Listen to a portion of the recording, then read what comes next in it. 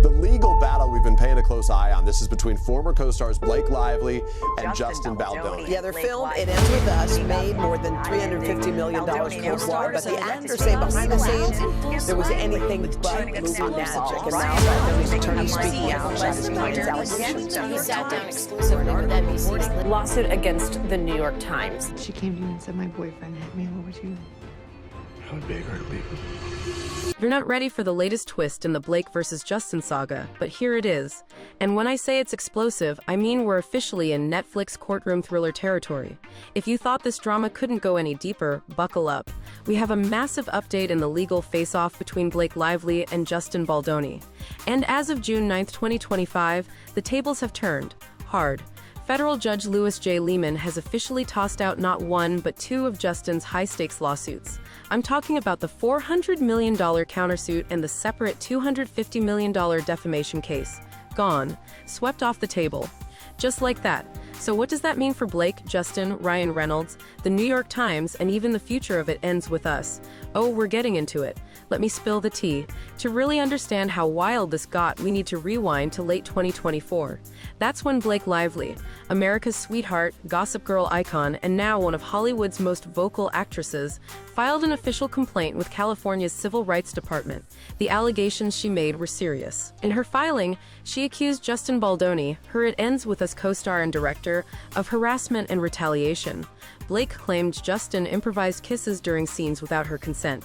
She said crew members walked in on her while she was changing clothes or breastfeeding. And she alleged she was shown inappropriate content while filming. The internet was instantly on fire. People rallied behind her. Fans, celebrities, influencers, everyone had an opinion, and most of them stood firmly in Blake's corner. It felt like a defining moment, a star standing up against abusive power on set. But Justin, he didn't back down. Instead, he responded with legal fire. And I mean legal fire. He filed a $400 million countersuit. He accused Blake of defamation, extortion, and of leading a full-on campaign to destroy his career. But he didn't stop there. He included her husband, Ryan Reynolds, yes, Deadpool himself, and her longtime publicist Leslie Sloan in the same lawsuit. According to Baldoni, this wasn't just about a misunderstanding on set. It was a deliberate and coordinated attempt to sabotage him professionally and personally. And then came the real shocker. Baldoni turned around and sued the New York Times for $250 million, claiming their coverage was misleading and damaging.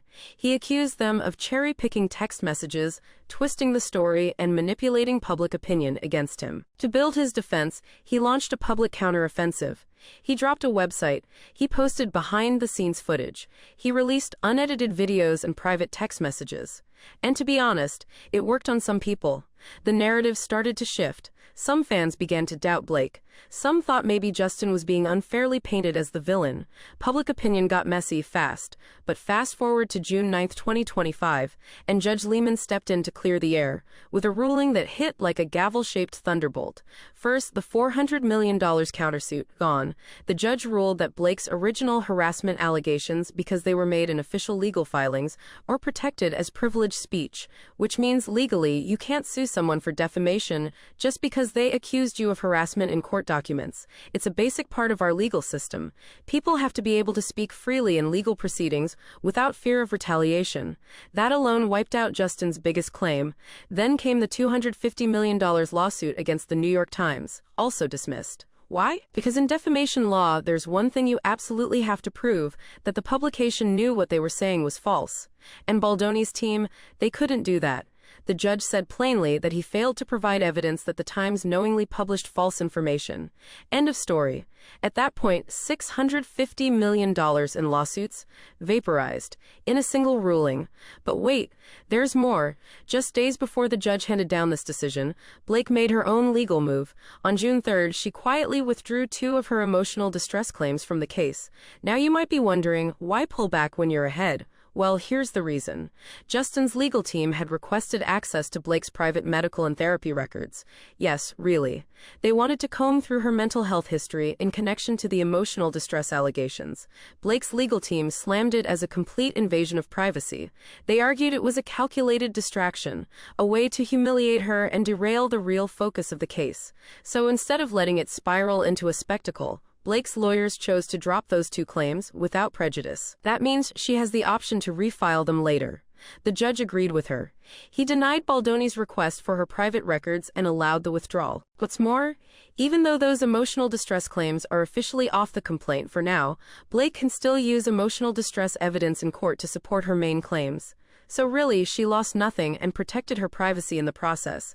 When the June 9th ruling came in, Blake's team called it a total victory and complete vindication. And honestly, that's exactly what it felt like. According to insiders, Blake actually cried when the ruling hit. Tears of relief after months of legal pressure and public scrutiny. And as if this wasn't wild enough, yes, even Marvel Studios got dragged into the drama. Justin's team had subpoenaed Marvel to hand over records related to Ryan Reynolds' character Nicepool in Deadpool and Wolverine, claiming it had something to do with the alleged sabotage. Judge Lehman shut that down too, saying Marvel was completely irrelevant to this case and striking the subpoena. Now, not everyone's walking away quietly. Justin's lawyer, Brian Friedman, is not accepting this as the end. He called the ruling a false victory and said they'll be back. The judge gave them until June 23rd to refile a much narrower lawsuit, things like breach of contract or business interference. But without stronger proof, legal experts are already saying the chances of that going anywhere are slim to none. So let's zoom out and look at where this stands. Justin's two massive lawsuits are dismissed. His team has less than 2 weeks left to submit anything new. And even if they do, it has to be way more specific and supported by actual evidence. Blake, on the other hand, she's moving full speed ahead. Her harassment and retaliation lawsuit is still standing. Her privacy is protected. Her emotional distress evidence is still in play. And unless there's a settlement, the trial is scheduled to begin in March 2026. And you know the whole world will be watching. As for public opinion, still all over the place. Some people feel Blake is brave for speaking up, and that this ruling proves she was telling the truth all along. Others think Justin is being silenced and that there's more to the story. And some of us, we're just trying to keep up with the tea and praying this doesn't become a 10-part docuseries with dramatic reenactments. But one thing is certain, this ruling changes everything. It puts the momentum back in Blake's corner, and that June 23rd deadline could bring another twist. Don't be surprised if we're back here breaking down a whole new legal curveball. So Glam fam, now it's your turn to sound off. Are you Team Blake, Team Justin, or Team Just Give Us Peace already? Drop your thoughts in the comments below. I seriously read every single one. And if you love this deep dive into celebrity courtroom chaos, go ahead and like, subscribe, and hit that notification bell so you don't miss a single tea spill. Thank you for being here. Thank you for watching. And as always, I love you all so much. Until next time, keep sipping the tea and keep slaying. Bye.